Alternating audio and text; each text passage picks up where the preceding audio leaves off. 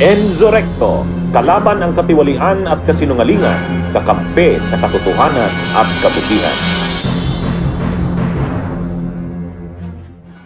Viral ngayon ang advertising post ng isang sikat na chicken company na Chooks to Go. Dahil sa post nila na nagpapakita na may hawak si Kibuloy ng isang produkto ng nasabing kumpanya at may tag, line na sumuko sa sarap. Ito naman ay mabilis na nakarating sa kampo ni Kibuloy at dito umalma ang nasabing grupo. Ayon po kay Attorney Mark Tolentino, isa sa mga abogado ni Kibuloy, ito daw ay isang paninirang puri at dapat daw magbayad ang nasabing kumpanya. Para po sa iba pang mga sinabi nitong abogado ni Kibuloy, panoorin po natin ito.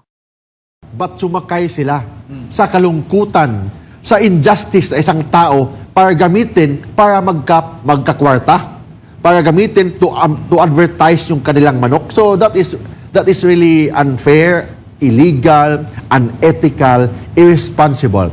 Attorney, dito tayo sa nag-viral na post nyo po kung saan kasama kayo sa mga nanawagan na i-boycott itong isang anong tawag nito? Lechon manok. Lechon manok. No, na itago natin sa pangalang Chooks to Go. Okay.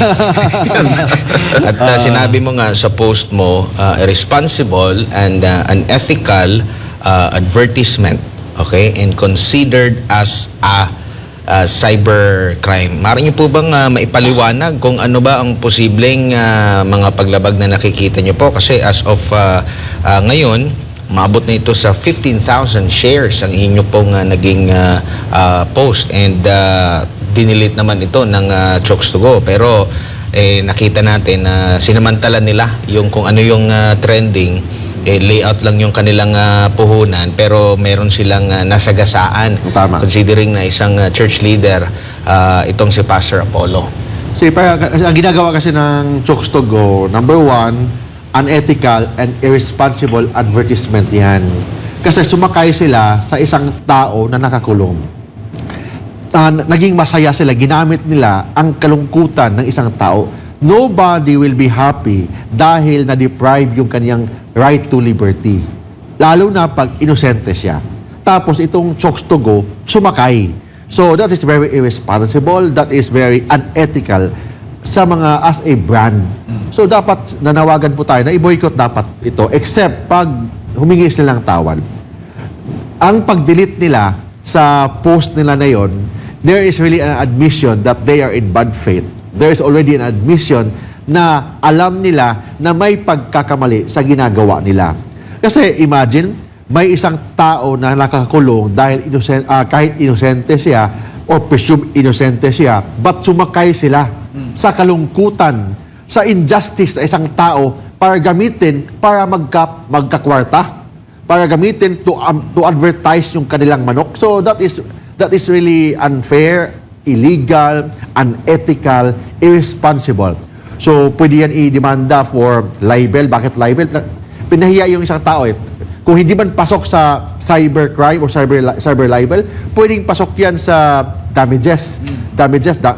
Damages for destroying the name and reputation ng isang tao. At the same time, destroying the name and reputation ng isang tao, but ginamit pa nila para magkapera, para mabenta yung kanilang lechon manok. Ginamit nila isang tao para walang respeto sa isang tao. Okay, walang problema mag-advertise ka. But dapat wala kang masagasaan na tao. Wala kang masagasaan na religious feelings. Wala kang masagasaan na mga followers dyan. You can promote whatever you want. That we are in a free country. Walang problema yan. But we are in a free country. Walang problema kung i-promote mo yung sarili mo, i-promote mo yung lechon manok mo. Walang problema yan. But sana yung pag-promote mo sa isang produkto, wala kang masagasaan na tao. Lalo na yung tao na yun, inosente, tapos ngayon, nakakulong, deprived of liberty.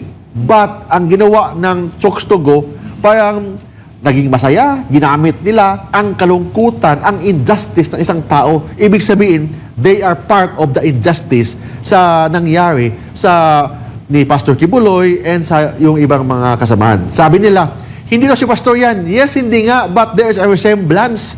Resemblance sa picture na pinalabas ng kapulisan. And ginamit nila para magkapera.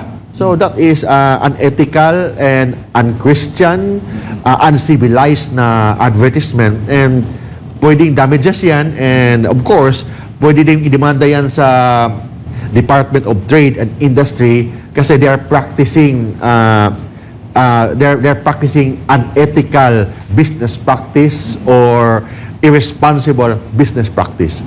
Isa sa mga talagang na-offend nito kasi edited yung ano makikita mo na kinuha yung picture mula dun sa presentation kay Pastor dun sa PNP, inedit lang ng konti pero makikita mo sabi mo nga resemblance Ang isa sa mga na-offend talaga ng gusto nito is ang mismo ng KOJC. So maaari ba na bawat isang member, kasapi, missionary ng KOJC na na-offend dito maaring magreklamo? Yes, pwedeng magreklamo. So, part nila yan kasi they are members of KOJC and head naman ng KOJC si Pastor Kibuloy. Yes, they can file a case. Kung hindi man libel or hindi man cyber libel, they can file damages sa nangyari sa yung pag-post nila na ganun.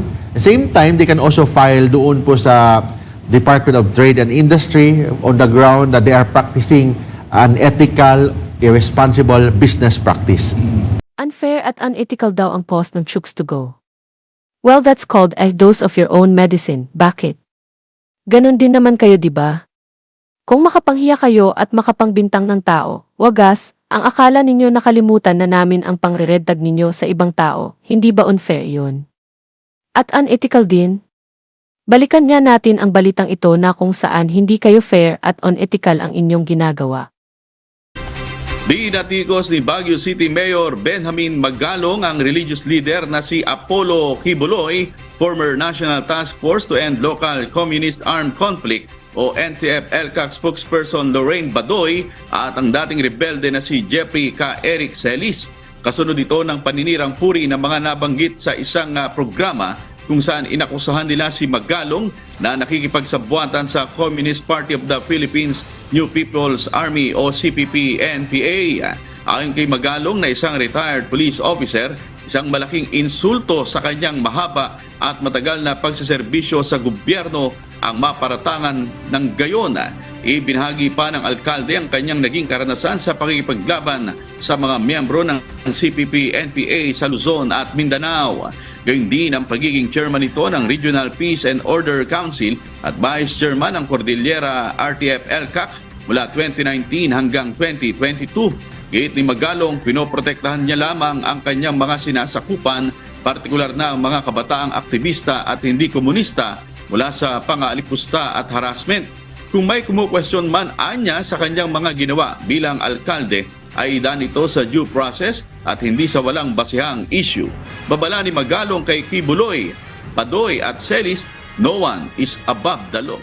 A group of 37 environmental organizations files a complaint with the Commission on Human Rights accusing a military unit and a media network of red tagging them and endangering their lives.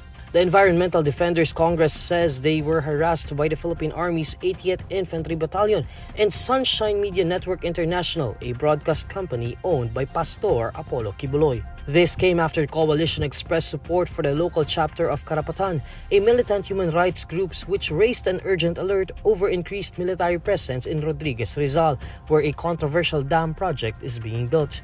According to NVI-DEFCON, the 80th Infantry Battalion accused them of spreading propaganda and misinformation in a February 2 Facebook post. It also linked them to the Communist Party of the Philippines, which the government has declared a terrorist organization. The coalition adds that SMNI hosts Lorraine Badoy and K. Eric Celis echoed the same allegations against them during a talk show on February 4 that featured the 80th Infantry Battalion Commander Lieutenant Colonel Mark Anthony Ruby.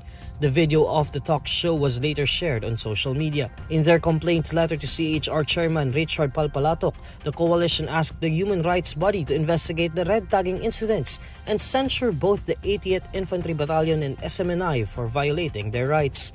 It also sought the removal of the 80th Infantry Battalion's Facebook post and the SMNI video as it called on the Armed Forces of the Philippines to stop the red tagging activities by the 80th Infantry Battalion and other military units. The NY-DEFCON further calls for the pullout of the 80th Infantry Battalion from Rodriguez Rizal, citing the escalating militarization in the area and the harassment of environmental defenders and communities opposed to the Wawa Violago Dam projects.